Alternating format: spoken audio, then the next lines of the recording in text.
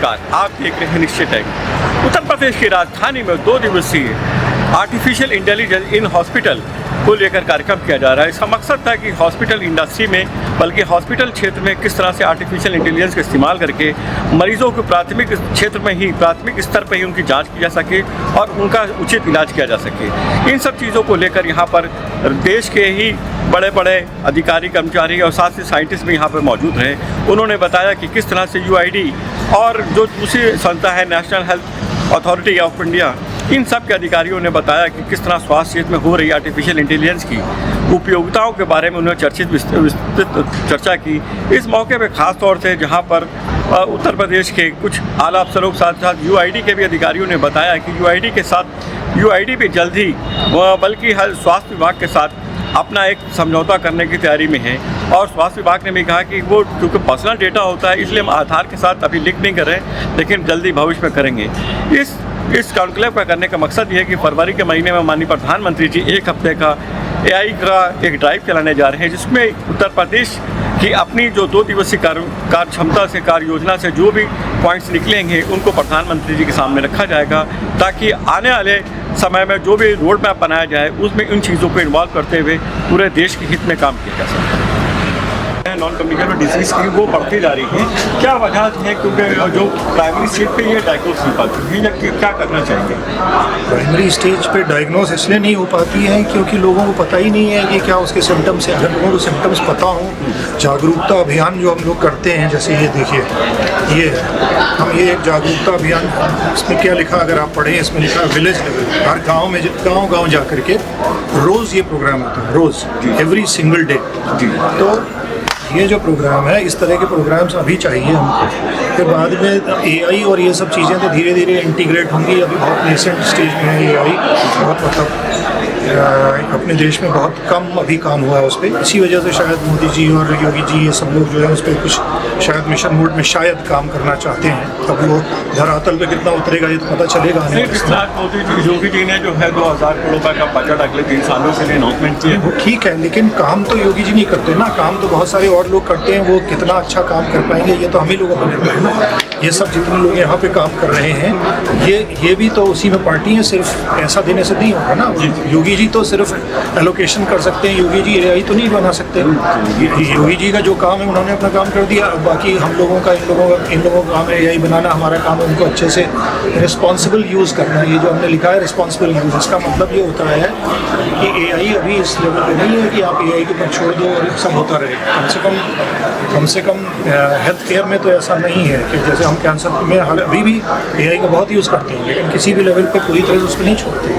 काम कर रहे हैं जहाँ पे लगता है डॉक्टर को कि नहीं ये ठीक नहीं है, वहाँ उसको ओवरराइड करता है, अपने हिसाब से काम करता है।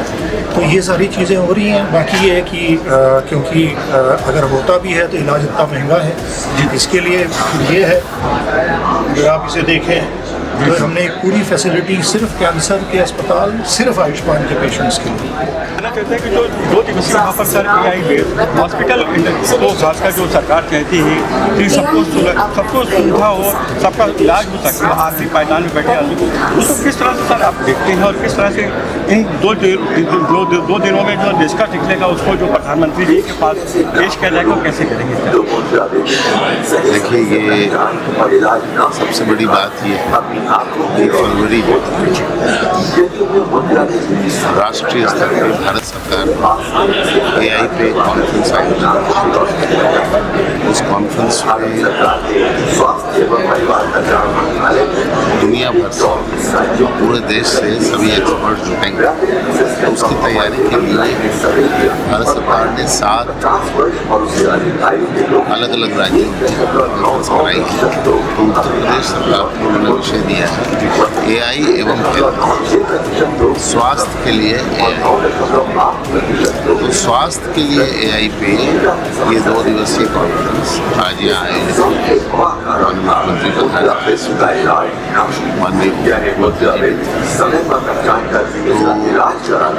इसमें 2 दिन ये विचार विमर्श चलेगा कि AI को हम जो प्राथमिक चिकित्सक सेकेंडरी चिकित्सा के लिए, एडवांस चिकित्सा जैसे कैंसर, तो इन सब चीज़ों के लिए AI को कैसे यूज़ किया जाए और आगे हमारी कार्य योजना क्या होगी। मैं डॉक्टर अजय सिंह, कुलपति Uttar Pradesh university of medical sciences से हूँ और ये 2 दिवस की जो आर्टिफिशियल इंटेलिजेंस पे कार्यशाला है इसमें हमारा संस्थान पार्टिसिपेट कर रहा है। जहाँ तक हमारा काम करने का तरीका है, आपको पता है कि ये एक ऐसा संस्थान है जो कि गांव के बीच में, और हमारे अधिकतर जो मरीज़ हैं वो गांव परिसर से आते हैं, तो वहाँ की समस्याएं शहरी समस्याओं से बिल्कुल अलग हैं। और हम लोग प्राथमिक रूप से जो काम कर रहे हैं वो ना सिर्फ इलाज से संबंधित जो कि गांव के मरीजों में है, जिसमें कैंसर भी है, बच्चों से संबंधित भी है, महिलाओं से मतलब है, बल्कि हम लोग ये भी कोशिश कर रहे हैं कि कैसे बचाव किया जाए, उस पर हम लोग काम कर रहे हैं। और आर्टिफिशियल इंटेलिजेंस के साथ हम लोग कैंसर को कैसे प्रिवेंट कर सकते हैं या बहुत जल्दी कैसे हम वो उनकी जाँच कर सकते हैं, ब्लड प्रेशर वगैरह को हम लोग कैसे मॉनिटर कर सकते हैं आसानी से, जल्दी से, जिससे कि जो हार्ट की जो समस्याएं हैं उनको पहले ही हम लोग रोक सकें। और हमारा संस्थान बहुत लकी है कि उत्तर प्रदेश सरकार के माध्यम से हमको सब प्रकार की सुविधाएँ जो मिल रही हैं और हम लोग बहुत अच्छे तरीके से इस पर काम कर पा रहे हैं। Let me tell you my motto, why I am here. Because I am here, it is my pleasure to be here because of AI and health innovation conference. It is at Lucknow only I am here. And we have given some details for our hospital here, we have already mentioned here. And our hospital is 1200 bed hospital, it is in Indrapur, Ghaziabad. It is helipad and we have a round the clock, all the facilities there. And apart from that, international patients also visit our hospital. The facilities which it is Asia's #1 hospital, and we are doing one fantastic job. I hope you will also come and have visit our hospital. You will really enjoy. I am telling you, you will see very latest technologies which we are using now. AI also we are using in oncology as well as in radiology. We are under process all these things. So I think this is enough. Thank you very much. Artificial intelligence का use आज के date में world wide हो रहा है। Medical industry में इसका बहुत ज़्यादा यूज़ है।